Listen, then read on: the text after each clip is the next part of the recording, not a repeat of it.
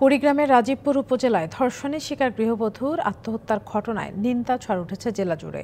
দোষীদের দৃষ্টান্তমূলক শাস্তির দাবিতে মানববন্ধন করেছে বিভিন্ন নারীবাদী সংগঠন। অভিযোগ, ধারের টাকা ফেরত দিতে না পারায় কলেজপাড়া গ্রামের জাহাঙ্গীরের স্ত্রীকে দীর্ঘদিন ধর্ষণ করে জয়নাল। অসহায়তার সুযোগ নিয়ে পরবর্তীতে ওই নারীকে জয়নালের সহযোগী শুকুর আলী এবং সোলাইমানও ধর্ষণ করে। এই ঘটনার ভিডিও ধারণ করে রাখে তারা। লোকলজ্জায় 24শে মে কীটনাশক পান করে আত্মহত্যার চেষ্টা করে ওই দম্পতি। তবে জাহাঙ্গীর বেঁচে গেলেও স্ত্রী আশা মারা গেছেন। এই ঘটনায় প্রধান অভিযুক্ত সহ দুজনকে গ্রেপ্তার করেছে পুলিশ। পলাতক রয়েছে মামলার আরও দুজন।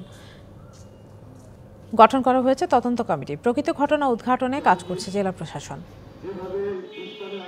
আশামনির এই যে দুর্ঘটনাটা, এটার যদি সুষ্ঠু একটা ব্যবস্থা হয় তো এই শাস্তি দেখে অনেক মানুষ কিন্তু এই কুকর্ম আর করতে চাইবে না। 3 নম্বরের জন্য আমরা আসামিকে গ্রেপ্তার করেছি। শুধু গ্রেপ্তারই করিনি, আমরা ইতিমধ্যে কিন্তু তাদের জুডিশিয়াল কনফেশন সেটিও পেয়েছে, তারা স্বীকার করে নিয়েছেন। যারা এই মামলা সংক্রান্ত অন্য কোনো বিষয় থাকলে সেগুলোকে আমলে নিয়ে একটি নিবিড় নির্মোহক তদন্ত যাতে নিশ্চিত হয় সেটি আমরা করার জন্য যা যা করতে আমরা সব কিছুই করবো।